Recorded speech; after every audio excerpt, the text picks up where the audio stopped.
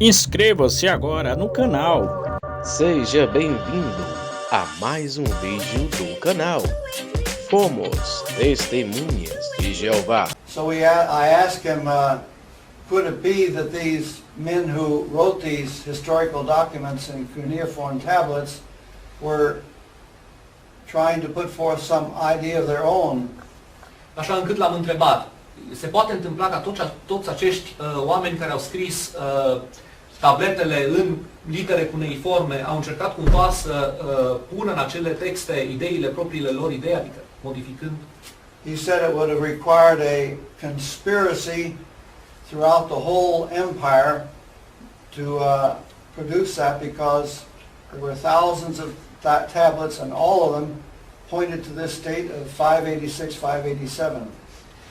El a spus că ar fi fost nevoie de o conspirație în întreg Imperiul Babilonian ca să se întâmple această schimbare, pentru că toate evidențele arătau anul 586, anul 587. So a man in Sweden named Carl Olof Johnson, așa încât un bărbat din Suedia pe nume Carl Olof Johnson decided to do research of the matter, a hotărât să cerceteze chestiunea, and he even learned some of the ancient languages like Akkadian. și el a învățat unele limbi antice precum acadiana. He traveled other countries. He went to London to the British Museum. A călătorit în alte țări, a mers chiar și la Londra, la Muzeul Britanic. And then he published a book titled The Gentile Times Reconsidered. Și apoi a publicat o carte intitulată Timpul păgânilor reconsiderat. But before he published the book, he sent a manuscript to the Brooklyn headquarters. Și înainte să publice cartea, a trimis manuscrisul la birourile din Brooklyn. And I received it and read it, and I was amazed because I had spent 1 year on this subject of chronology, and I realized that I had just barely got below the surface compared to what he had done. Și am citit-o și am rămas uimit pentru că petrecusem un an de zile în problema cronologiei și nu reușisem să acumulez nici măcar informație minimală spre deosebire de ceea ce făcuse el în acea carte. Persoana respectivă era un om credincios sau nu era credincios? Was that person a believer or he wasn't a believer? He had been an active witness for many years, a pioneer and an elder. And then when he wrote this material, it came to Brooklyn, and afterward, the elders there in the branch office there took action against him, and he was eventually disfellowshipped. Fusese de foarte mulți ani un pionier activ în cadrul organizației și în momentul în care a apărut această chestiune, bătrânii au luat măsuri împotriva lui și l-au excomunicat.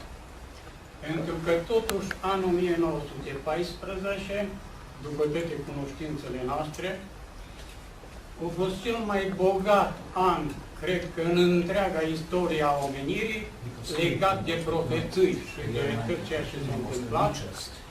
Noi cum rămânem în urma acestui? So, how are we to conclude? What are we to conclude about that?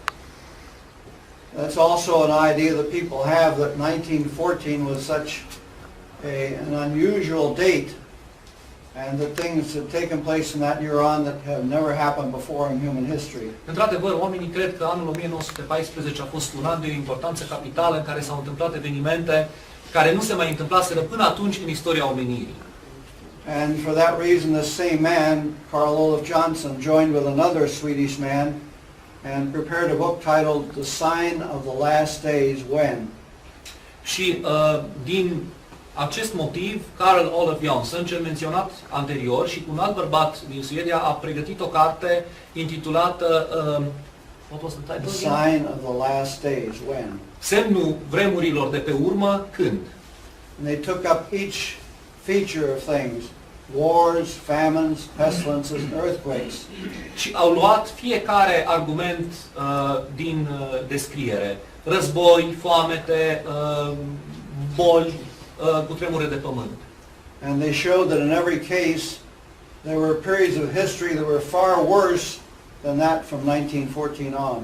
Și a arătat că în fiecare caz în parte au existat perioade din istorie în care toate acestea s-au manifestat mult mai grav, mult mai acut decât atunci. The matter of wars, for example, in Europe you had a war that lasted not 4 years like the First World War. De exemplu, în Europa am avut un război care a durat nu 4 ani, cât primul război mondial, You had a war that lasted 30 years. ci 30 de ani.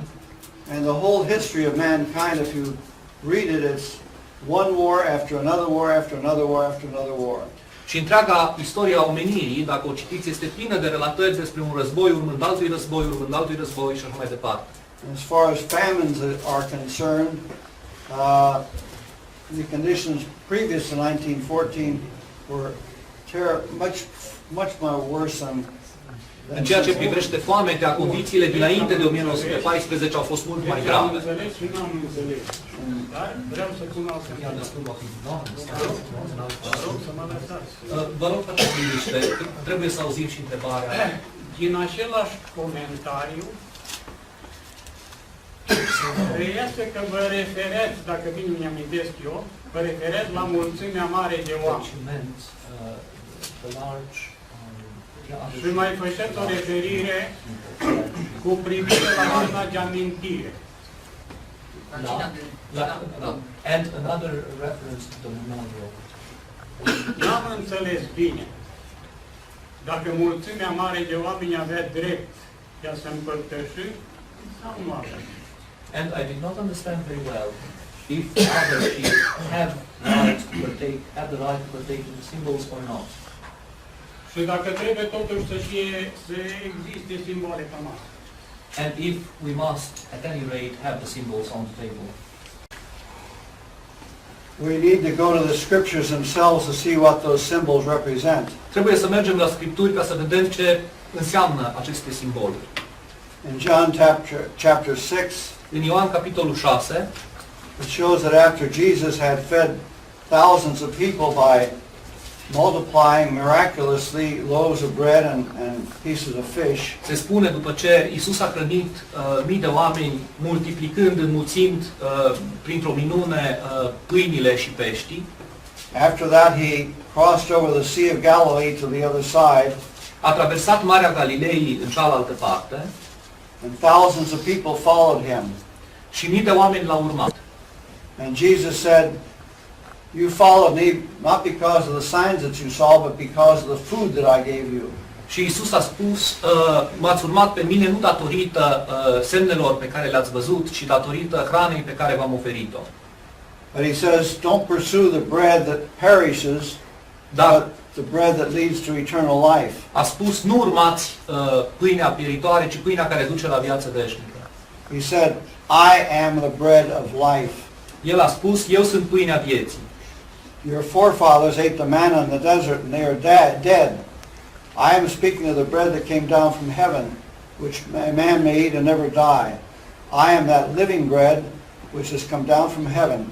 If anyone eats this bread, he shall live forever. Verses? Which are the verses from? 46 to 51. 46 to 51. It says, moreover, the bread which I will give is my own flesh. I give it for the life of the world. Eu sunt pâinea vieții, așadar deci este citatul din Ioan 6 cu 46 în traducerea pe care o are Rei, în traducerea Cornilescu revizuită, cea pe care o folosesc eu, este ceva mai jos, deci versetul este de la 48. Eu sunt pâinea vieții, părinții voștri au mâncat mană în pustie și au murit. Pâinea care se pogoară din cer este de așa fel ca cineva să mănânce din ea și să nu moară. Eu sunt pâinea vie care s-a pogorât din cer. Dacă mănâncă cineva din pâinea aceasta, va trăi în veac. Și pâinea pe care o voi da eu este trupul meu pe care îl voi da pentru viața lumii. And he went on to say, in truth, in very truth I tell you, unless you eat the flesh of the Son of Man and drink his blood, you can have no life in you. Și a continuat prin a spune, adevărat, adevărat vă spun că dacă nu mâncați trupul Fiului Omului și dacă nu beți sângele Lui, nu aveți viața în voi înșivă. He says, whoever eats my flesh and drinks my blood possesses eternal life, and I will raise him up on the last day. El spune, cine mănâncă trupul meu și bea sângele meu are viață veșnică și eu îl voi învia în ziua de apoi. Whoever eats my flesh and drinks my blood dwells continually in me, and I dwell in him.